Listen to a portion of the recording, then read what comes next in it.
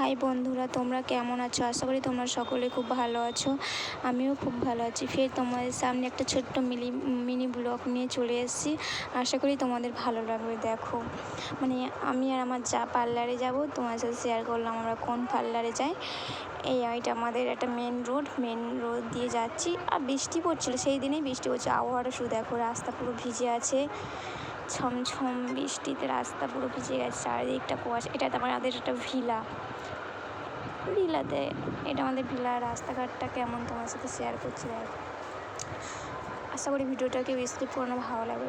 পার্লারে চলে যাচ্ছি। পার্লারের সাইডে এইটা হলো সাইড জিনিসের দোকান, আর এই সিঁড়ি দিয়ে পার্লারে উঠতে হয়। আর ওই সামনে দাঁড়িয়ে আছে, এখনও দিদিভাইটা আসেনি। এই পার্লারে চলে এসেছি, তারপরে দিদিভাই আসতে।